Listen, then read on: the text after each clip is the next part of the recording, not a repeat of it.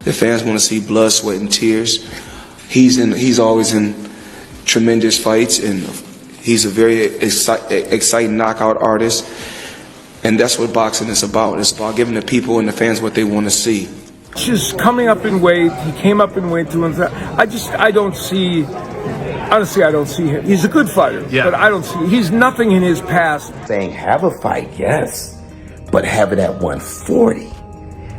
Fighting anyone at 140 would be more exciting than this fight against Lamont Roach. Floyd Mayweather analyzed Gervonta Tank Davis versus Lamont Roach, highlighting Tank's power, speed, and experience.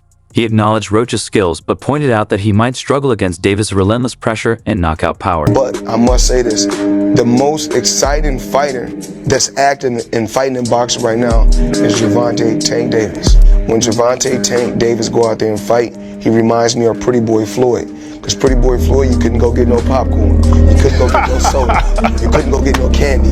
You don't want to miss nothing. Renowned boxing analyst Al Bernstein is skeptical about Lamont Roach's chances against Gervonta Tank Davis. He notes that Roach's past performances don't demonstrate the power needed to overcome a dominant fighter like Davis, who holds an impressive record and multiple championships. This has raised doubts about the competitiveness of the upcoming fight. About the big one coming up in a month, another guy you called several of his fights, Gervonta Davis, fighting Lamont Roach, is a significant favorite.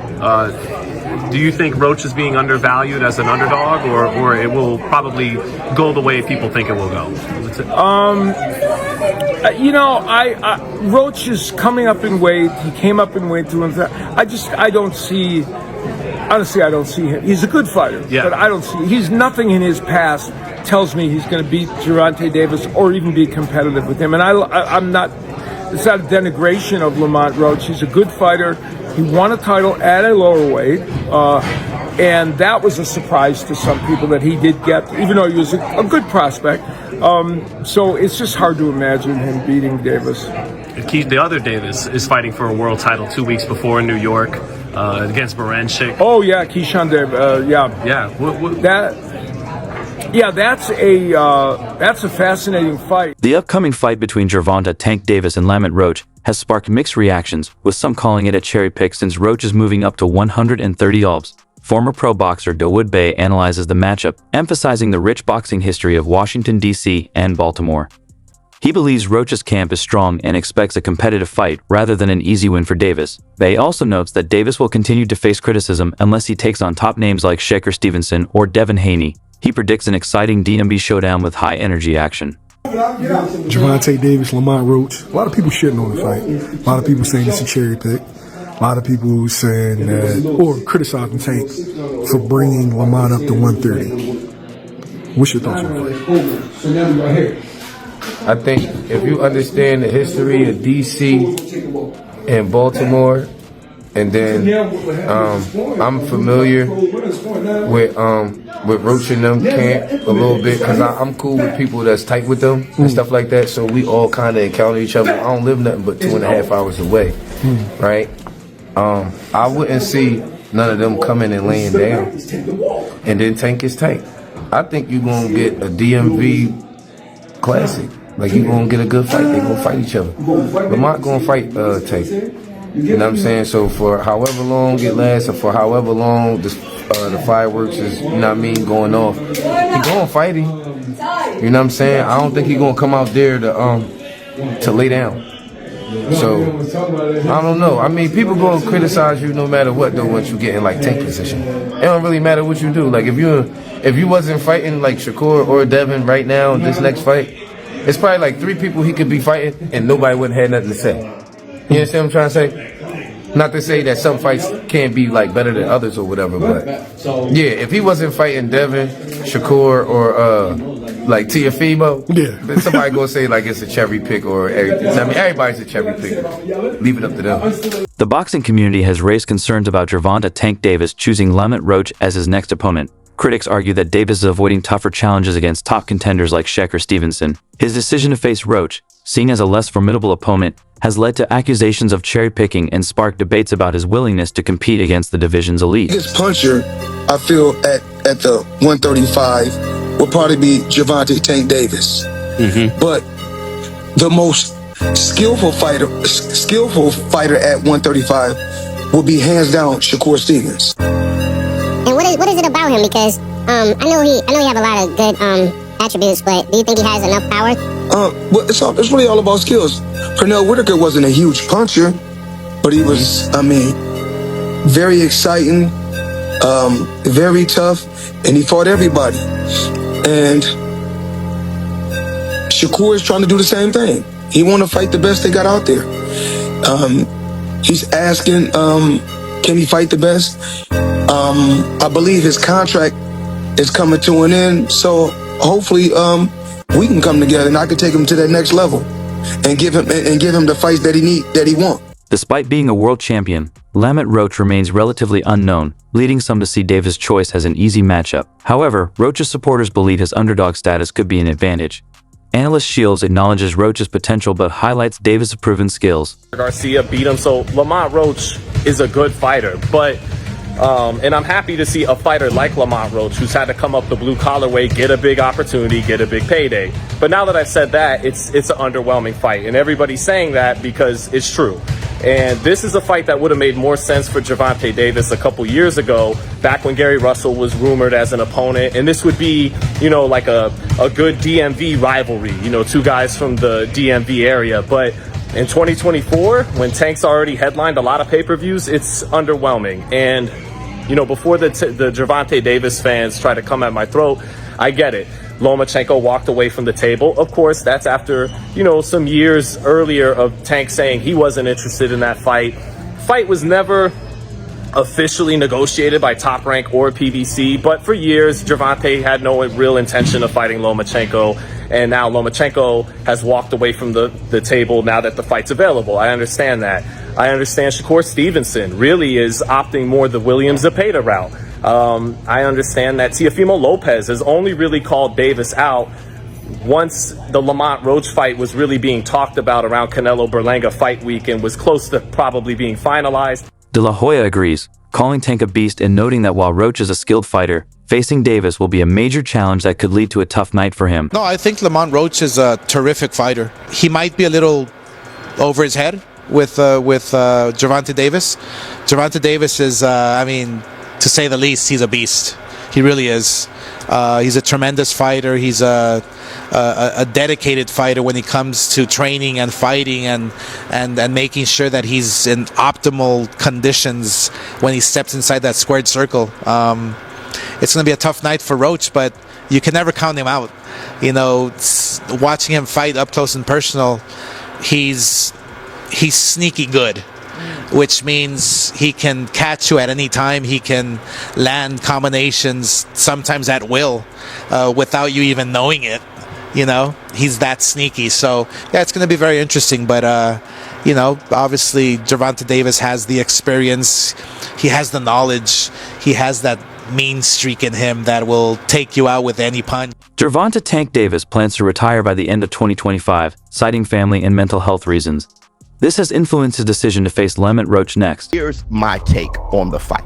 Everything is true about this situation. One, Gervonta Tank Davis was being ducked leading up to this. Shakur Stevenson ducked him. Lomachenko ducked him openly. El Rayo didn't want to fight this year. He wanted to fight next year. Another thing is, I was hearing that Tank wanted it at 135 and rehydration, all kind of shit. So, but I don't know how true that is, which it wouldn't shock me if that was true. Either way, for whatever reason, El Rayo fell apart. The options were just getting diabolical. All right, I understand that. At the same time, Lamont Roach versus Tank is trash. If Devin Haney announced he was fighting Lamont Roach coming up from 130 next at 135, I'll say that shit's trash. Let me tell you this. To me, Gervonta is far better than Devin Haney. So it's trash, bruh.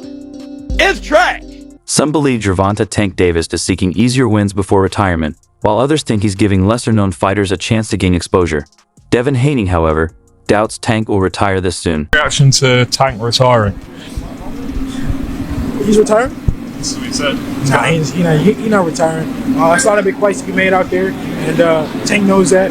I don't think he's gonna retire. With a lot of unfinished business. What do you make of the Tank versus Roach fight? Do you think it's a fight that Tank should have at this point of his career? No comment. What do you make of a Tank? Lamont Roach. I'm Lamont Roach. We've been cool since we was in the amateurs. So I'm happy that he got the opportunity, and that's all I can say. And what about Tank Shakur? If that fight happens in the future, who do you see winning? It's a good fight for boxing. I think that we should all be fighting each other. That's what boxing is about. It's the best fighting the best. Big hair, don't care. On the way to the gym, and I'm just like totally perplexed. I see a lot of people on Twitter and on the internet talking about disdain when it comes to, the Tank fight with Lamont Roach. I'm like, what's the problem? They act like Lamont Roach has not fought anybody, and he isn't anybody. His only loss is against a former world champion in Jamel Herring. His last two fights with McCrory and Hector Luis Garcia, they were fire. This is a legitimate matchup. I don't know what the problem is. Everybody says that Tank needs to fight someone. Now he's fighting someone, and people have something to say. Like, what do y'all want? What do y'all want from these guys? These are the matchups we want to see. It's going to be good. I'm not going to say who I'm picking right now because I want to see more, but respect to both guys. Have a fight, yes, but have it at 140. Fighting anyone at 140 would be more exciting than this fight against Lamont Roach. Nothing against Lamont Roach, but I'm telling you, Gervonta Tank Davis fanboys, not the fans, but the fanboys, you're not going to be able to convince people that Lamont Roach is someone to get excited about versus Tank. It's not going to happen. You're going to try to call people casuals or whatever. But really, people who really knows boxing, they know that Gervonta Tank Davis is too much for Lamont Roach. All right? Now, I was saying go up to 140. Fight who, showbiz? Fight anybody. Just have a fight at 140. And when you see in hindsight that Teofimo Lopez and Devin the American Dream Haney is now negotiating for their fight, you can understand now why I would say something like that. He has a fight at 140, then he takes on the Teofimo Lopez and Devin the American Dream Haney winner. We fought twice in the same tournament. So that's different. Yeah, and we fought in the Junior Olympics, in the regionals, and we fought in the nationals. Okay. You fought in the regionals and then fought again in the nationals? Yeah. So we fought in the regionals in Baltimore, in his hometown. It was a close fight. Obviously, I thought I won. There was like an incident where a point got taken from both of us, and it only should have been him, or whatever the case may be. And we sent the tape to USA Boxing, and USA Boxing sent us an at-large bid to go to the nationals. Oh, that's what's up. Yeah, and then they put us on two different sides of the bracket, and we met up in the championship. And he took it again. Yeah, he won a close fight, and I thought I won that one too. 30 people, knocked out 28 of them, right? What makes you different?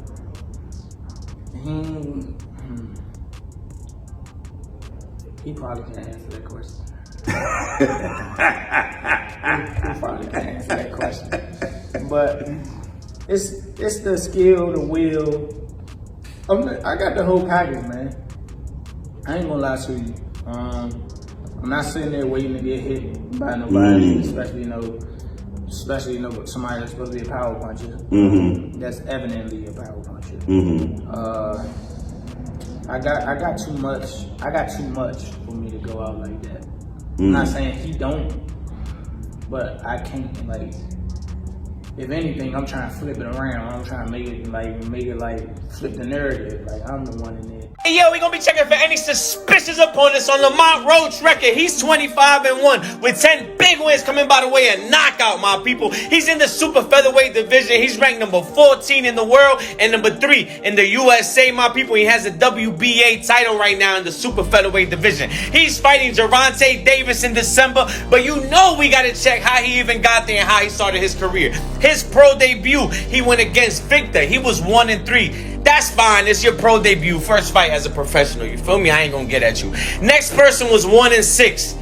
Alright, I mean, we ain't do better, but it's your second fight. Like, fourth person was 0-1. That was a little sussy because he ended up 0-10. He never won a day in his life. So he never got his hand raised in a boxing match. You feel me? And then the next person, he stepped it up though. He went to undefeated. It's only 2 fights, but he was 2-0. Then 12-9, that's a journey, man. I'm not gonna lie. 4-2, 3-4, these are looking good. 8-5, that's a journeyman in the making. On the other side, on the flip side of everything, I see whereas though I heard Mike Tyson, make a statement saying, I think that fighters should make fights and put money in their friend's pocket. Could this be a fight where Tank is saying, hey, nobody else wants to fight me, everybody else is ducking me, nobody's available. This is a fight where I can put some money in Lamont Roach Jr.'s pocket. Could that be the case? Could he say, I just want to put some money in his pocket? I'm gonna give him an opportunity, somebody from my area, somebody who has the same color skin that I have, give him an opportunity to be great and to make some money. And now after this fight, if Lamont Roach Jr., I believe he's not going to win, I believe he's going to come up short. I'm not saying he's going to get stopped, but if you look at Tank's knockout ratio, you could possibly believe that he can be stopped in this fight.